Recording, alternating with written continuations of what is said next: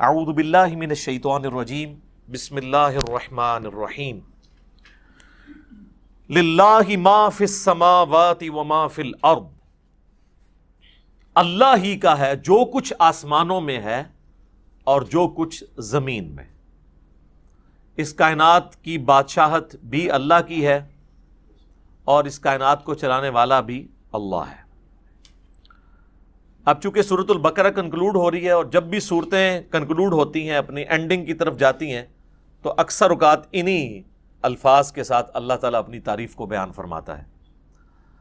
وَإِن تُبْدُوا مَا فِي أَنفُسِكُمْ، اور اگر تم ظاہر کرو جو کچھ تمہارے جی کے اندر ہے، أَوْ تُخْفُوهُ، یا اسے چھپا لو، يُحَاسِبْكُمْ بِهِ اللَّهُ، اللہ تعالیٰ اس کے اوپر بھی حساب لے گا۔ یہ بہت خطرناک معاملہ ہے میرے بھائیوں۔ یہ قرآن حکیم میں ایک ایسا مقام ہے جہاں پر اللہ تعالیٰ نے دل کے گناہ کے اوپر گرفت کرنے کا بھی اندیہ دیا ہے۔ یہ چند آیات میں سے ہے جو قرآن حکیم میں جن کی تفسیر بڑی مشکل ہے اور اس کے بارے میں کافی اختلاف پایا جاتا ہے۔ اب بخاری مسلم کی کئی احادیث ہیں، مثلا بخاری اور مسلم دونوں میں ایک حدیث ہے کہ اللہ کے محبوب صلی اللہ علیہ وآلہ وسلم نے فرمایا کہ اللہ تعالیٰ نے میری امت سے جو دل میں آنے والے خیالات ہیں نا، ان سے درگزر فرما دیا ہے، جب تک کہ وہ اس پر عمل نہ کر لیں یا اس کو اپنی زبان پر نہ لے آئیں۔ یعنی جو وسوسہ دل میں آیا، گناہ کا وسوسہ یا بدعقیدگی یا کیسی بھی چیز، کوئی شیطانی بات، جب تک اسے ایگزیکیوٹ نہیں کر لیتے پریکٹیکلی یا اپنی زبان پر نہیں لے آتے، تو اللہ تعالیٰ نے میری امت سے اس کو درگزر فرما دیا ہے۔ اب یہ حدیث بخاری میں بھی ہے اور مسلم میں بھی، ظاہر ایک مضبوط حدیث ہے، ٹاپ آف دا لسٹ دو کتابوں کے اندر ہے۔ تو اس حدیث کی بنیاد پہ بعض مفسرین کا خیال ہے کہ یہ آیت ہی منسوخ ہے قرآن کی، کہ جی اللہ تعالیٰ دل میں آنے والے گناہوں کے اوپر بھی گرفت فرما سکتا ہے، کیونکہ حدیث میں جو آ گیا کہ اللہ نے معاف کر دیا ہے، لہٰذا یہ آیت منسوخ ہے۔ حالانکہ ہمیں کوئی حدیث اس بات پہ مجبور نہیں کرتی کہ ہم قرآن کی کسی آیت کو منسوخ مانیں، اور اس میں بڑے بڑے مفسرین نے ٹھوکر کھائی ہے، پرانے بزرگوں میں سے بھی اور آج کل کے بھی۔ میں نے اس کے اوپر کافی غور و تفکر کیا تو میں اس نتیجے پہ پہنچا کہ یہ قرآن حکیم کے ساتھ علمی خیانت کے مترادف ہے اگر کوئی شخص اس آیت کو ان احادیث کی بنیاد کے اوپر منسوخ مانتا ہے، کیونکہ کئی اور احادیث ہیں جن میں ہمارے پاس وہ رزلٹ بھی نکلتا ہے جو اس آیت کے اندر بیان ہوا ہے۔ تو میں کوشش کروں گا کہ میں اس کو بریف کروں اس حوالے سے کہ یہ جو دل کا اللہ تعالیٰ نے معاملہ گرفت کے اعتبار سے بیان کیا ہے، اس کے کیا معنی ہو سکتے ہیں۔ تو غور و تفکر کرنے کے بعد میں اس رزلٹ پہ پہنچا ہوں کہ یہ جو اللہ تعالیٰ نے فرمایا نا، وَإِن تُبْدُوا مَا فِي أَنفُسِكُمْ أَوْ تُخْفُوهُ يُحَاسِبْكُمْ بِهِ اللَّهُ، چاہے تم اپنے جی کے خیال کو ظاہر کر دو یا جی میں چھپا کر رکھو، اس پہ بھی اللہ محاسبہ کر دے گا، پکڑ فرما لے گا۔ اس کے دو معنی ہو سکتے ہیں۔ ایک تو یہ ہے کہ دل کی نیت کے اوپر اللہ تعالیٰ گرفت کرے، کہ کسی نے نیکی کا کام بظاہر تو بڑا اچھا کیا، دل میں ریاکاری کی نیت تھی، تو اللہ تعالیٰ اس دل کے خیال کے اوپر گرفت کرتے ہوئے اس کی نیکی کو زیرو سے ملٹیپلائی کر دے گا۔ تو یہ تو مسلمانوں کا اجماعی عقیدہ ہے کہ ایسا ہی ہوگا۔ اور دوسرا معنی یہ ہے کہ دل میں آنے والا ایسا وسوسہ جو جان بوجھ کر لایا جائے، یا کسی گناہ کا خیال اپنے دل میں جان بوجھ کر لایا جائے اور اس خیال کو لانے کے بعد اس کی پیروی کرتے ہوئے اس کی لذت دل میں محسوس کی جائے جان بوجھ کر، تو اس کے اوپر بھی گرفت ہوگی۔ یہ دونوں معنی اپنی جگہ درست ہیں۔ پہلے والا تو ہمیں پتہ ہی ہے، ریاکاری والا، بخاری اور مسلم دونوں میں حدیث ہے، بخاری کی پہلی حدیث ہی یہی ہے، انما الاعمال بالنیات، اعمال کا دار و مدار نیتوں کے اوپر ہے۔ اور یہ نیک عمال کے بارے میں ہے، برے عمال کے بارے میں نہیں۔ برا عمل چاہے اچھی نیت سے بھی کیا جائے وہ گناہ ہی ہے، یہ نیک عمال کے بارے میں، کیونکہ اس سے آگے الفاظ ہیں اسی حدیث میں کہ اعمال کا دار و مدار نیت پہ ہے۔ اگر کسی شخص نے اللہ اور اس کے رسول کے لیے ہجرت کی تو اس کی نیت اللہ اور اس کے رسول کے لیے لکھی جائے گی، اور اگر کسی شخص نے کسی عورت کی نکاح کی خواہش میں ہجرت کی تو اس کی ہجرت اس کے لیے لکھی جائے گی۔ اگرچہ نکاح کی خواہش کوئی بری چیز نہیں ہے، لیکن اللہ تعالیٰ کہتا ہے کہ میرے اعتبار سے جو نیکی کرنی ہے وہ پیورلی میرے لیے ہو۔ تو یہ چیز بتا رہی ہے کہ نیک عمل میں خالصتاً اللہ کی نیت ہو، برے عمل کا تو لینا دینا ہی نہیں اس کے ساتھ، کیونکہ انہی احادیث کو لوگ مس یوز کر کے ایکسٹرا جوڈیشل ایکٹیویٹیز پرفارم کرتے ہیں۔ ہمارے مولویوں کے ورغلائے ہوئے لوگ بھی اور ہمارے بعض ریاستی اداروں کے ورغلائے ہوئے لوگ بھی، اور کہتے ہیں جی نیت تو ہماری اچھی تھی، اگرچہ کام برا کر دیا، بندہ مار دیا، خیر اللہ تعالیٰ معاف کرے گا۔ نہیں، تو میری اس کے اوپر پہلے سے ویڈیوز آ چکی ہوئی ہیں، آپ یوٹیوب پہ جا کے لکھیں ایکسٹرا جوڈیشل کلنگ ان اسلام، جو یہ آپ کو پتہ ہے سائیوال انسیڈنٹ ہوا تھا، اس پہ میں نے یہ ساری پھر چیزوں کو بریف بھی کیا تھا قرآن اور احادیث کی روشنی میں۔ تو یہ نیک عمال کے بارے میں ہے کہ اگر وہ نیک عمل اچھی نیت سے ہوگا، اللہ کے لیے ہوگا تو اجر ملے گا، اور اگر اللہ کے لیے نہیں ہے تو اجر 0 سے ملٹیپلائی، ختم۔ اسی کو سپورٹیو وہ صحیح مسلم کی حدیث ہے کہ اللہ تعالیٰ تمہاری شکلوں اور مال کو نہیں دیکھتا، دلوں اور اعمال کو دیکھتا ہے۔ شکل خوبصورت ہے، مال اللہ کی راہ میں کوئی خرچ بھی کر رہا ہے، لیکن دل میں نیت کسی اور چیز کی ہے تو اللہ نے دل کو دیکھنا ہے، اور پھر اعمال بھی اچھے ہونے چاہیے، اس چیز کو بھی دیکھنا ہے اللہ تعالیٰ نے۔ اسی کو سپورٹیو صحیح مسلم کی ایک اور حدیث جو میں نے کئی دفعہ بیان کی ہے، قیامت والے دن اللہ تعالیٰ کی بارگاہ میں ایک شہید، ایک قرآن کے عالم اور ایک سخی کو پیش کیا جائے گا۔ اللہ تعالیٰ شہید کے سامنے اپنی نعمتیں گنوائے گا اور پھر پوچھے گا کہ تجھے میں نے اتنا کچھ دیا، اس کے بدلے میں تو نے کیا کیا؟ وہ کہے گا یا اللہ جان ہی تو تھی، تیرے لیے دے دی۔ واقعی یہ تو بات حقیقت ہے کہ انسان سب سے زیادہ کسی کے لیے یہی کر سکتا ہے کہ اپنی زندگی دے دے۔ تو اللہ تعالیٰ فرمائے گا کہ تم نے جان اس لیے دی کہ لوگ تمہیں بہادر سمجھے، تو دنیا میں تمہیں تمہارا اجر مل چکا ہے۔ پھر اللہ تعالیٰ اسے اوندے منہ گھسیٹ کر جہنم میں پھینک دے گا۔ اللہم اجرنا من النار، آمین۔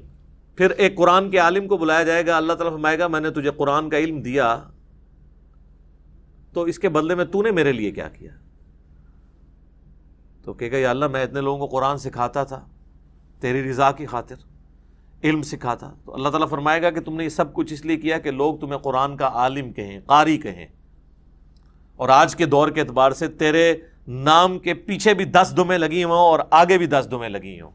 دیکھا نہیں آپ نے علماء کے اشتہاروں پہ نام اتنے مشکل الفاظ لکھے ہوئے ہوتے ہیں، حالانکہ وہ الفاظ بھی شرما رہے ہوتے ہیں کہ کس کے ساتھ لگا دیا۔ تو تجھے دنیا میں کافی لوگوں نے تیری تعریف کی ہے، میرے ہاں تیرے لیے کوئی اجر نہیں، تو اجر دنیا میں لے چکا ہے جس مشہوری کے لیے تو نے کیا تھا، تو اوندا منہ کر کے دوزخ میں اسے بھی پھینک دیا جائے گا۔ پھر اللہ تعالیٰ ایک سخی کو بلائے گا کہ تجھے اتنا مال دیا، تو نے میرے لیے کیا کیا؟ وہ کہے گا یا اللہ میں نے تیری راہ میں جو موقع بھی تھا، جس موقع پہ تو خوش ہوتا تھا میں نے وہاں خرچ کیا، غریبوں پہ بھی خرچ کیا، مسجد کے اوپر بھی لگا دیا، مدارس کے اوپر بھی لگوایا، اور کئی ایک یتیم خانے کھول دیے، مسجد کی ٹوٹیوں کے اوپر نیم پلیٹ بھی اپنے نام کی لگوائی۔ آج کے دور کے اعتبار سے میرے محلے کے نمازیوں سے بھی تو پوچھ سکتا ہے، تو لیکن یہ سارے دھوکے تو نمازیوں کو ہی دیے جا سکتے ہیں، ایون فرشتے بھی دھوکے کھا جاتے ہیں کیونکہ وہ بھی ظاہری عمل دیکھ رہے ہوتے ہیں۔ تو at the end of the day حساب تو اللہ نے لینا ہے۔ اللہ فرمائے گا تو نے یہ جو تیرے نامہ مال میں گرچہ نیکیاں لکھی ہوئی ہیں، لیکن یہ نیکیاں فرشتوں نے لکھی ہیں، بندوں کی نظر میں ہے، میری نظر میں تو نہیں ہے، کیونکہ تو نے سب کچھ لوگوں سے تعریف کے لیے کیا کہ میرے دسترخوان سے اتنے لوگ کھاتے تھے، میرے ہاسپٹل سے اتنے لوگ علاج کرواتے تھے، تو میرے حضور تو اس کا کوئی اجر نہیں ہے۔ اس کو بھی اونا منہ کر کے دوزخ میں ڈال دیا جائے گا۔ سر یہ 3 مثالیں اللہ کے محبوب صلی اللہ علیہ وآلہ وسلم نے دی ہیں۔ اگر آپ میں سے کوئی شخص سمجھتا ہے کہ دنیا میں ان 3 نیکیوں سے بڑی کوئی نیکی ہو سکتی ہے تو میرے سامنے لے آئے. کیا شہید ہونے سے بڑی کوئی نیکی انسان اللہ کے لیے کر سکتا ہے؟ اور اگر کسی نے یہ نہیں کی ہے، قرآن کی تعلیم سیکھنے اور سکھانے سے بڑی کوئی نیکی کر سکتا ہے؟ بخاری کی حدیث ہے، تم میں سب سے بہتر وہ جو قرآن سیکھے اور سکھائے. اور بخاری مسلم کی ایک اور حدیث ہے کہ 2 ہی لوگ ہیں جن پہ رشک کیا جا سکتا ہے. اگر تم نے حسد کرنا جائز ہوتا نا تو 2 ہی لوگ ہیں جن سے انسان کو حسد کرنا چاہیے. ایک جسے اللہ نے قرآن کا علم دیا ہے اور وہ لوگوں کو سکھاتا ہے، اور دوسرے جسے اللہ نے مال دیا اور وہ اللہ کی راہ میں خرچ کرتا ہے. اور تیسری نیکی یہاں پہ بھی مال ہی ہوئی ہے. یعنی اس کائنات میں سب سے بڑی 3 نیکیاں یہی ہو سکتی ہیں: شہادت، قرآن کا علم سیکھنا اور سکھانا، اور اللہ کی راہ میں صدقہ اور خیرات کرنا. یہ 3 نیکیاں بھی برباد ہو جائیں گی اگر اللہ کے لیے نہیں کی. ایون اگر اس میں کسی کو شریک بھی کیا سا تب بھی برباد. مسند احمد میں حدیث ہے، جس نے کسی کے دکھلاوے کے لیے نماز پڑھی گویا اس نے شرک کیا. اب مجھے بتائیں دکھلاوے کے لیے کون نماز پڑھ سکتا ہے؟ یہ کوئی اتنا آسان کام ہے؟ ہاں چلے چند ایک لوگ پڑھتے ہوں گے شاید، جس طرح وہ ہمارے قریبی دوست بتانے لگے کہ آپ کو پتہ ہے جو پاکستان کے ایک فارمر پریزیڈنٹ تھے ضیاء الحق صاحب، ان کی پالیسیز سے 1000 اختلاف، لیکن ایک دیندار آدمی تھا، تو نمازی بڑا پکا تھا وہ. تو وہ کہنے لگے کہ انہوں نے لیاقت باغ آنا تھا. کہتے ہیں میری ڈیوٹی اس وقت، میں نیا نیا آفیسر بھرتی ہوا تھا، پھر تو خیر وہ 22ویں گریڈ میں ریٹائر ہوئے. تو کہنے لگے کہ میری ڈیوٹی تھی کہ صدر صاحب کو آپ نے وضو کروانا ہے نماز عصر کے لیے. تو کہتے ہیں جب وہ آئے تو میں نے ان کو کہا کہ سر میں نے پانی آپ کے لیے گرم کر کے رکھا ہوا ہے، سردیاں تھیں. وہ کہنے لگے بیٹا مجھے پتا تھا نماز عصر کا ٹائم ہے تو میں گھر سے وضو کر کے آیا ہوں. تو کہتا ہے نماز کا ٹائم ہوا تو اب چونکہ صدر صاحب نماز پڑھ رہے ہیں تو لوگ بغیر وضو کے ہی پیچھے کھڑے ہو گئے. ظاہر پتہ ہوتا ہے اپنے ساتھیوں کا کہ یہ تو کبھی زندگی میں انہوں نے کبھی نماز نہیں پڑھی، وضو بھی نہیں کیا، جا کے کھڑے ہو. جس طرح یہاں پہ کئی سیاسی لیڈر جو ہیں وہ جب کئی کسی کے جنازے پہ جاتے ہیں تو اسی طریقے سے وہ جا کے کھڑے ہو جاتے ہیں، نہ ان کو نماز جنازہ آتا ہے نہ وضو کا طریقہ آتا ہے، وہ دنیا داری کے طور پہ. تو مسند احمد کی حدیث کے الفاظ ہیں، جس نے دکھلاوے کے لیے نماز پڑھی اس نے شرک کیا، جس نے دکھلاوے کے لیے روزہ رکھا اس نے شرک کیا، جس نے دکھلاوے کے لیے صدقہ کیا اس نے شرک کیا. نماز تو ہے ہی اللہ کے لیے، تو پھر شرک کیسے آ گیا؟ یعنی اللہ کے ساتھ نیت بھی کسی نے کر لی کسی اور کی. حتیٰ کہ سنن ابن ماجہ میں یہ الفاظ بھی ہیں کہ اگر کوئی شخص نماز پڑھ رہا ہے اور اس نے یہ محسوس کیا کہ اسے کوئی دیکھ رہا ہے، اس کی وجہ سے وہ اپنا سجدہ لمبا کر دے، تو سجدہ تو اللہ کے لیے کر رہا ہے لیکن 0 سے ملٹیپلائی ہو جائے گا، ریاکاری میں آ جائے گا. اسی لیے ریاکاری کو شرک اصغر کہا گیا، چھوٹا شرک. بڑا ایک جلی شرک ہے نا کہ اللہ کے ساتھ کسی کو شریک ٹھہرانا. ایک یہ ہے کہ اللہ کے ساتھ شریک تو کسی کو نہ ٹھہرانا، لیکن جو اللہ کے لیے اعمال کر رہے ہیں نا اس کی جزا مخلوق سے بھی ڈیمانڈ کرنا، ریاکاری، دکھلاوا، یہ بھی شرک کی کیٹیگری میں فال کرتا ہے. اللہم لا تجعلنا منہم، اے اللہ ہمیں ان میں سے نہ کرنا جو اس طرح کے فتنوں کا شکار ہوں گے، آمین. اچھا جی، اب آ جائے دوسرے معنی کی طرف، وہ ہے دل میں محکم خیال لانا گناہ کا، برائی کا. تو اس کو سپورٹو وہ حدیث ہے، بخاری اور مسلم دونوں میں حدیث ہے کہ نبی صلی اللہ علیہ وآلہ وسلم نے فرمایا کہ آنکھ کا زنا دیکھنا ہے، کان کا زنا سننا ہے، ہاتھ کا زنا پکڑنا ہے، پاؤں کا زنا چل کر جانا ہے، اور نفس یعنی دل تمنا کرتا ہے اور شرمگاہ اس کی تصدیق کرتی ہے. تو وہاں پہ نبی علیہ السلام نے ایک ایک جو عضو ہے نا اس کی برائی کا ذکر کیا اور نفس کا بھی ذکر کیا. اگر کسی نے برائی کا خیال جان بوجھ کر اپنے جی میں لا کر اس سے لذت حاصل کی تو فرشتوں کو تو نہیں پتا اس کا، لیکن اللہ کے حضور اس کی گرفت ہوگی، وَلِعَوْذُ بِاللَّهِ تَعَالَى. اللہ کو کوئی نہیں پوچھ سکتا جی. سورۃ الانبیاء میں ہے نا لا یسأل عما یفعل وہم یسألون. اللہ کو کوئی نہیں پوچھ سکتا کہ اس نے کوئی کام کیوں کیا.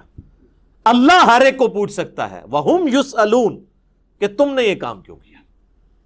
تو اللہ تعالی دل کے خیالات کے اوپر بھی گرفت فرما سکتا ہے. وَلِعَاذُ بِاللَّهِ تعالی.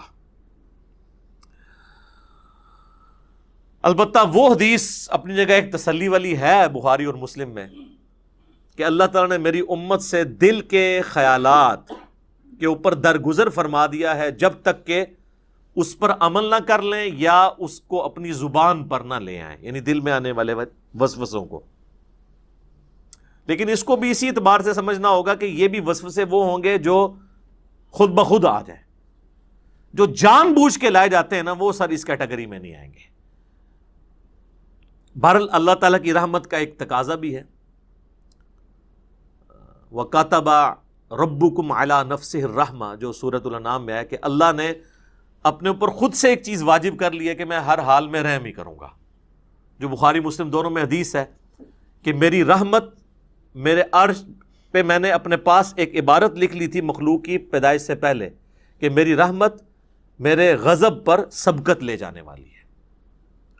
یہ برابر بھی ہوتی نا تب بھی ہمارے لیے مصیبت ہو جاتی. اسی لیے کہتے ہیں نا کہ اللہ تعالیٰ سے عدل نہیں مانگنا چاہیے بلکہ اللہ تعالیٰ سے اس کا فضل مانگنا چاہیے. اللہم انی اسألک من فضلک ورحمتک. آمین. اور صحیح مسلم میں ایک اور حدیث ہے کہ صحابہ اکرام کہتے ہیں کہ یا رسول اللہ ہمارے دل میں بعض اوقات ایسے خیالات آتے ہیں کہ ہمیں بڑے بھاری گزرتے ہیں کہ ہم کسی سے اس کا ذکر بھی کریں. یہ اکثر لوگ پوچھ رہے ہوتے ہیں نا دل میں جناب وسوسے آتے ہیں، نماز میں بھی بعض لوگوں کو آ جاتے ہیں. تو آپ صلی اللہ علیہ وآلہ وسلم نے فرمایا کیا تم واقعی دل میں ایسے خیالات محسوس کرتے ہو؟ ان کا یا رسول اللہ ایسا ہی ہے. تو آپ نے فرمایا یہ تمہارے ایمان کی دلیل ہے، کیونکہ ایمان کا چور کون ہے؟ شیطان.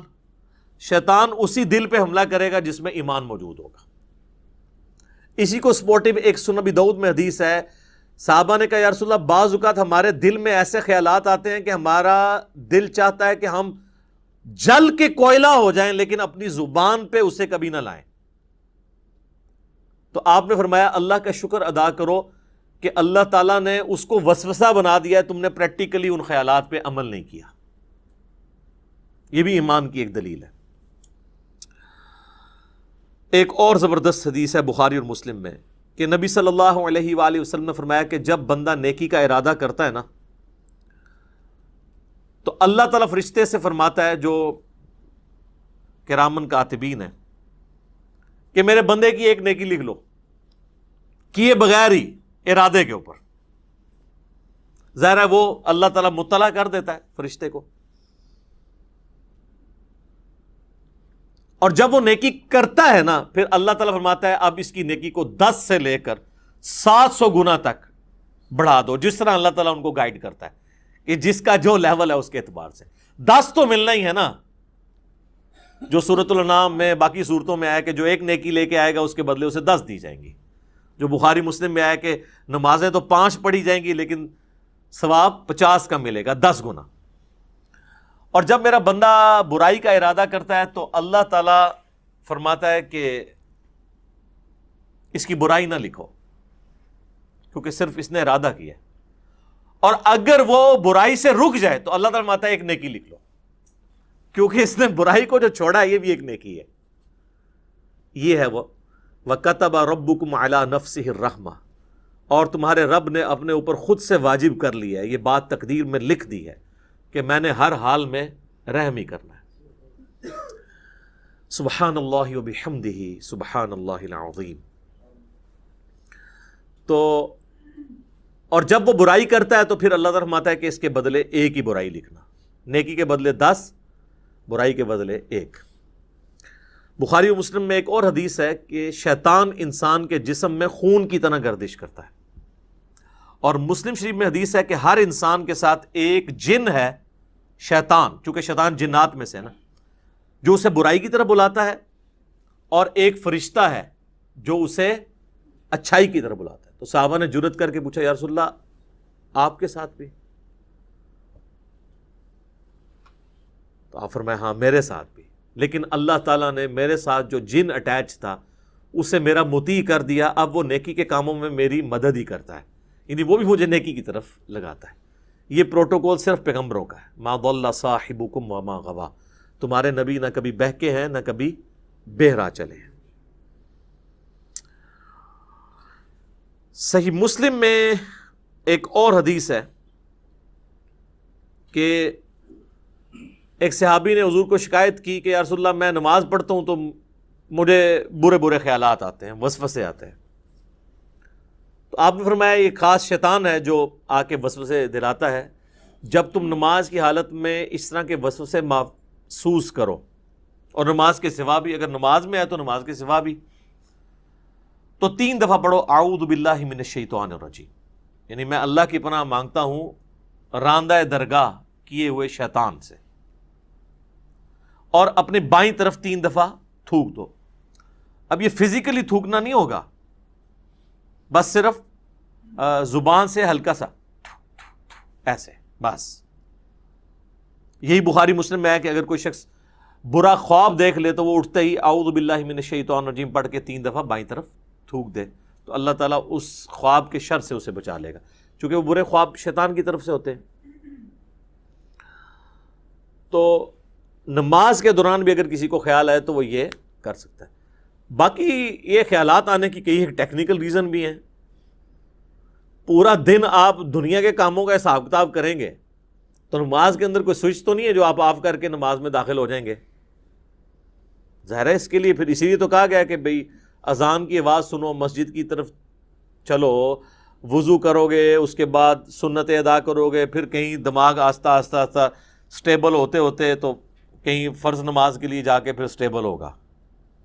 اور اگر ہر وقت دنیا داری کا معاملہ چلتا رہیں گے، یعنی نماز شروع کرنے سے پہلے بھی آپ فون سن رہے ہیں، اور نماز کے دوران بھی فون آپ کا چل رہا ہے، اور نماز سلام پھیرتے بھی آپ فون سن رہے ہیں، تو تسی پھر کھیت مٹی پڑھنی ہے نماز، پھر تو خیالات ہی آئیں گے نا۔ اور دوسرا، نماز کا اگر ترجمہ نہ آتا ہو، آپ کو پتہ نہ ہو آپ اللہ کے سامنے کیا عرض کر رہے ہیں، پھر بھی نہیں ظاہر ہے۔ تو یہ زیادہ تر جو لوگ کہتے ہیں خیالات آتے ہیں، یہ 99% لوگوں کے ساتھ یہ مسئلہ ہے کہ وہ ٹھیک آ رہے ہوتے ہیں خیالات، جو وہ کر رہے ہوتے ہیں وہی کچھ آ رہا ہوتا ہے۔ اور ٹیکنیکلی اس معاملے کو ہینڈل کرنے کی ضرورت ہے، اور سب سے بڑی ہینڈلنگ کسی بھی برے وسوسے کی یا خیال آنے کی یہ ہے کہ اس کی طرف توجہ نہ دی جائے۔ انسان کا دماغ اللہ نے ایسا بنایا ہے کہ یہ بیک وقت کئی ایک محاذوں پہ چل رہا ہوتا ہے، یہ دماغ کو کوئی سوئچ نہیں ہے کہ جو آپ آف کر سکیں، یہ ذہن میں رکھیے گا۔ یہ تو ہو ہی نہیں سکتا کہ دماغ میں خیال نہ آئیں گے، بس اس کی طرف متوجہ نہیں ہونا۔ یہ خیالات پیغمبروں کو بھی آتے ہیں، صحابہ کو بھی آتے ہیں۔ آج میرا ٹاپک نہیں ہے، بخاری مسلم میں حدیث ہے نا، حضور علیہ السلام نماز پڑھ رہے تھے تو سامنے ایک رنگین پردہ تھا، تو آپ نے نماز کے بعد حضرت عائشہ سے کہا کہ اس کو ریموو کرو، اس نے نماز میں میری توجہ بٹا دی ہے۔ اور صحیح بخاری میں امام بخاری لے کے ہیں کہ حضرت عمر فاروق رضی اللہ تعالیٰ کہتے ہیں بعض اوقات میں اپنے جنگ کی پلاننگ نماز میں کر رہا ہوتا ہوں۔ ذرا جنگ کی تو ٹینشن ہی ایک علیحدہ ہے نا سر۔ ایک بندہ جب بارڈر پہ کھڑا ہوا ہے تو اس وقت وہ خوشو سے نماز نہیں پڑھے گا، وہ تو ظاہر ایک حالت جنگ میں ہے، اس لیے قرآن میں نماز خوف کہا گیا اسے۔ اور دیکھیں آپ سورہ نساء میں ہے کہ جب نماز خوف ہے نا تو وہ آپ نے جس طرح پڑھنی ہے، اس کے بعد جب تم امن کی حالت میں جاؤ تو خوب اللہ کا ذکر کیا کرو، کیونکہ وہ تسلی کا موقع تمہیں ذکر کرنے کا ملے گا۔ خوف کی حالت میں تو پھر اسی قسم کی نماز ہوگی نا۔ لیکن اگر آپ نے پوری زندگی حالت خوف بنائی ہوئی ہے، کاروبار کے ٹھپ ہو جانے کا خوف، تو پھر تو میں کہتا ہوں ایسی زندگی پہ لعنت ہے، اور فوراً سے پہلے اللہ کی طرف رجوع لانا چاہیے انسان کو۔ باقی اس میں کئی ایک ٹاپکس میں ڈسکس کر سکتا تھا، اب آلموسٹ 15 منٹ رہ گئے ہیں تو ہم جلدی سے وہ آیات کور کر لیتے ہیں۔ یہ ٹیکنیکل گفتگو تھی جو کرنا ضروری تھی، میں نے اس لیے یہ پورا لیکچر 42 صرف ان آیات کے اوپر رکھا تھا، اور خصوصاً اس میں یہ جو چند ایک ٹاپکس ہیں۔ باقی تو اب صرف ترجمہ ہی ہم کور کریں گے تو وہ خود سیلف ایکسپلینیٹری ہے، ہم اس کو کور کر لیتے ہیں۔ شیطانی وسوسوں کے اعتبار سے میرے 2 لیکچرز ہیں، مسئلہ 83A اور 83B، شیطانی وسوسے اور ان کا علاج۔ 83A ہے اور 83B ہے اللہ کو کس نے پیدا کیا اور جدید شیطانی وسوسوں کا تحقیقی جائزہ، جس میں میں نے پروفیسر رچرڈ ڈاکنز کی کتاب دا گاڈ ڈیلوژن کے حوالے سے بھی ڈسکشن کی تھی. آج مال نہیں، میں اس کو سکپ کرتا ہوں. اب آ جائیں ان آیات کی طرف. تو اللہ تعالیٰ فرما ہے کہ اللہ تعالیٰ چاہے تو دل میں آنے والے خیالات کے اوپر بھی گرفت فرما سکتا ہے. فَيَغْفِرُ لِمَن يَشَاءُ وَيُعَذِّبُ مَن يَشَاءُ، پھر اس کی مرضی جسے بخش دے اور جسے عذاب دے. وہ اللہ تعالیٰ کا فیصلہ ہے کہ اس نے کس کے لیے کیا فیصلہ کرنا ہے. اللہم حاسبنی حسابا یسیرا، اے اللہ ہمارے لیے حساب کو آسان فرمانا. واللہ علی کل شیء قدیر، اور اللہ تعالیٰ ہر چیز کے اوپر قادر ہے. پھر وہ یاد کریں آیت، لا یسأل عما یفعل وہم یسألون، اللہ کو کوئی نہیں پوچھ سکتا کہ اس نے یہ کیوں کیا، وہ ہر ایک کو پوچھ سکتا ہے کہ بھئی تم نے یہ کیوں کیا.